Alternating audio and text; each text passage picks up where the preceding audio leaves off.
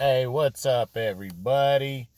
So I'm coming to you today with a recap of the Caleb Plant versus Caleb Truax super middleweight title fight that took place just last night on Fox. It headlined a Fox card. And, on the undercard, not really much to talk about. So I'm just going to get into this fight and what went down. So, coming in, it was a big fight for both guys. For Caleb Plant, it was him trying to showcase himself to the man, Canelo Alvarez. He already has a belt, but showcasing to Alvarez sells him a little more to try to get that big fight in possibly September, which, it looks like he's a very real possibility to fight Canelo in September. I mean, that I think is what Canelo is leaning towards once he's done with Avni Yildirim in February and then Billy Joe Saunders in May, which is most likely who he's fighting in May. They've already pretty much agreed to terms in principle. They still need to sign stuff, but Canelo has to come out of the fight with Yildirim uninjured at the end of February. That's the rule. Victorious and uninjured.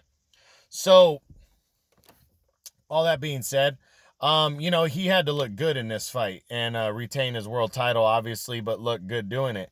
Now, Caleb Truax, everything was on the line for him, too.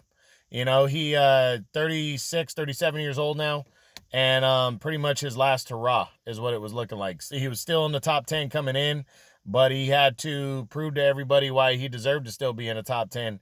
Trying to regain the world title that he lost back to James DeGale in their rematch. So this was a big one right here. It was a big fight for both guys.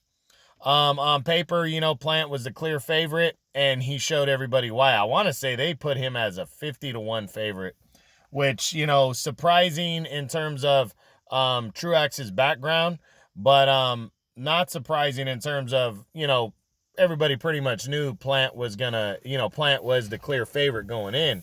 I just didn't think 50-1 was gonna be the odds, but it was, and Plant, showed why. He dominated the action, dominated the fight, really outboxed, outclassed Caleb Truax, and walked away with a one-sided and clean 12-round unanimous decision. Now, he held on to his world title.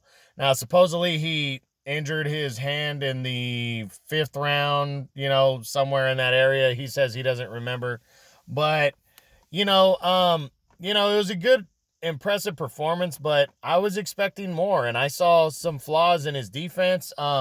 First, in terms of his offense, I was expecting a knockout. I thought Plant could break down Truax, should have been able to break him down and knock him out. He should have. I know he had him busted and beat up, but he just didn't seem like he could finish him, and Truax actually seemed to get stronger as the fight went on, or it might have been a combination of Truax seeming like he'd taken Plant's best and Plant started getting tired in the second half of the fight. It seemed like that could have been what was going on as well, but be that as it may, as the fight went on, Plant did get hit by a couple big shots that kind of caught him off balance. I'm not going to say he got hurt by anything, but he definitely felt Truax's punches. And, again, I saw a lot of flaws in Caleb Plant.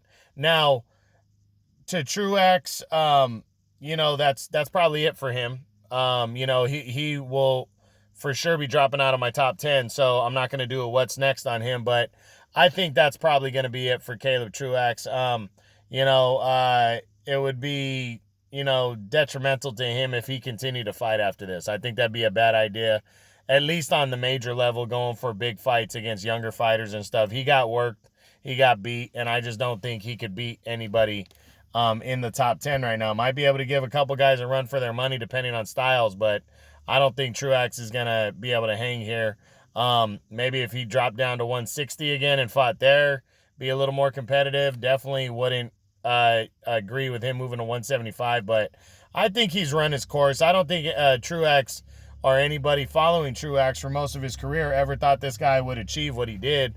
And he pulled off the upset of the year in 2017, beating James DeGale, captured a world title, lost it back to him in a fight where everybody thought he was going to get his ass whipped in a rematch, and he barely lost it back. So Truax proved that the guy is a legitimate and was a legitimate fighter, but I think that's probably it for him. Now, Caleb Plant, when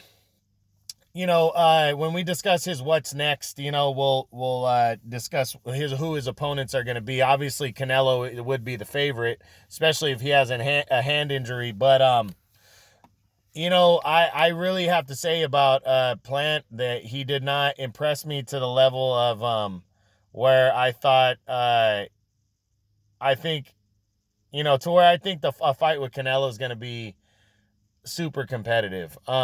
Yes, he's elusive and he's a good boxer, but I don't know if he can hurt Canelo with his limited power, and I don't know if I don't know if he can avoid getting hit by Canelo. Canelo's very good technically, but we'll get all into that more if the fight becomes a possibility. But that's the recap from Fox between Caleb Plant and Caleb Truax. All right, guys, hope you enjoyed it. True Boxing, been hit with the truth.